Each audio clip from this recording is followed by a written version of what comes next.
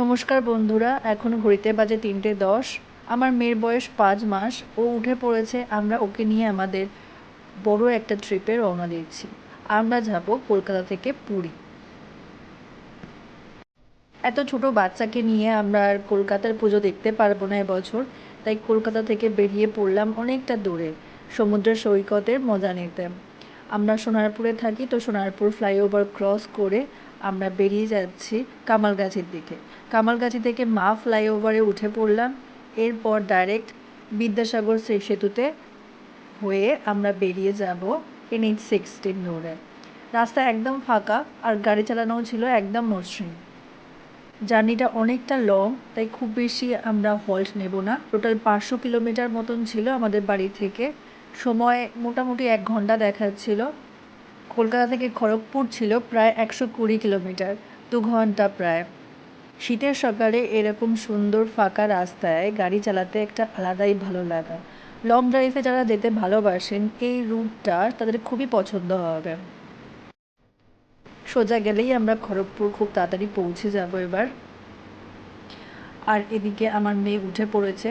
তখন এতটা হাঁটাহাঁটিটা শুরু হয়নি, তাই আমার কোলেই বসে রয়েছে। অনেকটা সময় হয়ে গেছে, তাই একটু পাগুলো স্ট্রেচ করে নেওয়ার পালা। আমরা একটু চা বিস্কুট খেলাম দাঁড়িয়ে, খুব হেভি স্ন্যাকিং করিনি। এরপর আবারও বেরিয়ে পড়বো হাইওয়ে ধরে। খড়গপুর থেকে বালাসোরের দূরত্ব প্রায় 150 কিলোমিটার, 3 ঘন্টা প্রায় লাগবে। কোলাঘাট পেরিয়ে শুরু হলো আসল হাইওয়ে রোড। 4 লেনের পরিষ্কার রাস্তা, পাশে ধানক্ষেত আর মাঝে মাঝে ছোট ছোট গ্রাম। খড়গপুর পেরিয়ে ট্রাফিক অনেকটাই কমে যায়। আমরা জলেশ্বর দিয়ে উড়িষ্যায় ঢুকবো।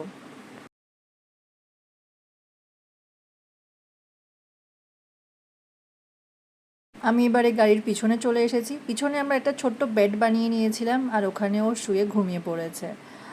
ও একটু ঘুমালে আমারও একটু শান্তি হয় আর কি।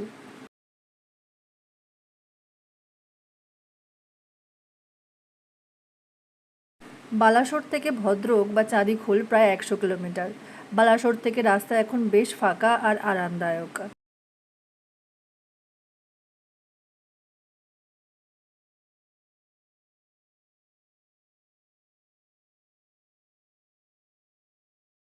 আর চাঁদিখোল থেকে ভুবনেশ্বর প্রায় 80 কিলোমিটার, 1.5 ঘন্টা মতন। এই অংশটুকু একটু ট্রাফিক ছিল।